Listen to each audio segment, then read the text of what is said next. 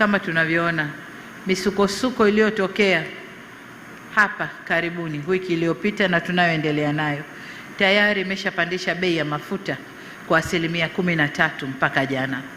Sasa hatujui leo na siku zinazokwenda, lakini tumwombe Mungu watu wale wakae juu ya meza, wazungumze, wakubaliane na hii misukosuko iishe, ili dunia irudi katika hali ya kawaida kuendesha chumi za nchi zetu. Kwa hiyo ni vyema kutokana na mabadiliko hayo ya siasa za kidunia tukawa na mradi kama huu ili kujihakikishia usalama wa nishati hii ya mafuta. La tatu, TPA kwa kushirikiana na Mamlaka ya Mapato Tanzania na taasisi nyingine kuimarisha mfumo wa uhakiki na ufuatiliaji wa vipimo na shehena za mafuta kuanzia yanaposhushwa hadi hatua za usambazaji, ili kuongeza uwazi na kulinda mapato ya taifa.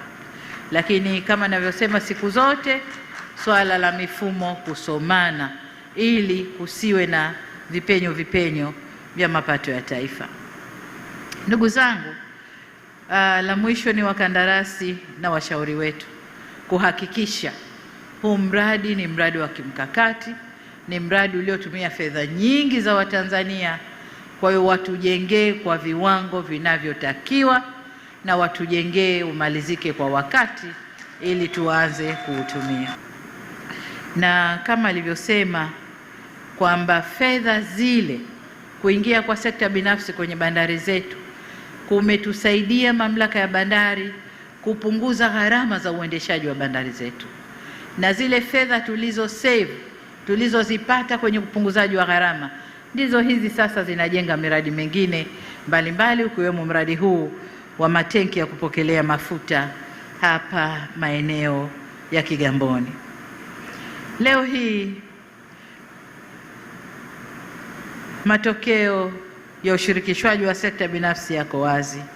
Bandari yetu inahudumia shehena kubwa zaidi, ufanisi umeongezeka na biashara zimefunguka sana kilinganisha na tulivyokuwa. Kubwa zaidi, kumeongezeka kasi za utekelezaji wa mpango mkakati wa uendelezaji wa bandari zetu, ambao mpango unakwenda mpaka mwaka 2040, lakini utekelezaji wake ulikuwa unakwenda polepole.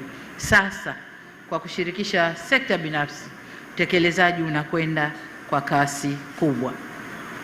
Ndugu viongozi na wananchi, katika bandari yetu, kadri bandari yetu inavyokuwa na kuongeza uwezo wa kuhudumia shehena, ndivyo inavyohitaji miundombinu inayoendana na mnyororo mzima wa biashara hiyo. Leo hii tunasogea hatua nyingine muhimu ya kuanza ujenzi wa matanki ya kupokea mafuta yenye uwezo wa mita za ujazo 378,000 kwa wakati mmoja. Hili si jambo dogo, ni jambo kubwa sana sana sana sana, na faida yake ni kama alivyosema, tulikuwa tuna changamoto zote zitakwenda kuondoshwa na ujenzi wa mradi huu.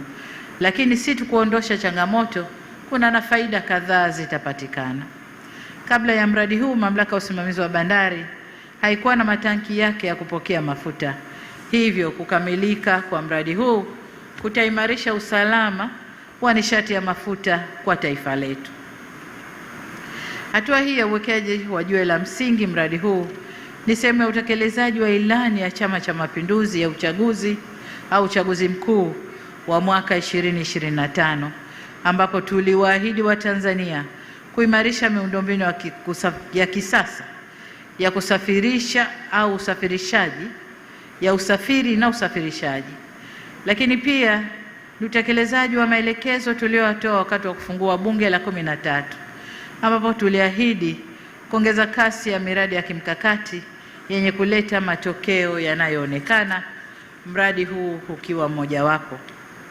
Ndugu viongozi na wananchi, kabla sijahitimisha hotuba yangu, naomba nijielekeze katika kutoa maelekezo mahsusi kama ifuatavyo. La kwanza, kwa Wizara ya Uchukuzi na Mamlaka ya Bandari Tanzania kuhakikisha mradi huu unatekelezwa kwa wakati na kwa ubora unaozingatia viwango vya kimataifa na uhifadhi wa mazingira kwa ujumla. Lakini pili, kwa Wizara ya Nishati kuimarisha akiba ya kimkakati ya hifadhi ya mafuta au National Strategic Petroleum Reserve ili kuongeza uwezo wa nchi kujilinda dhidi ya misukosuko ya kimataifa na nishati ikiwemo mabadiliko ya bei katika soko la dunia.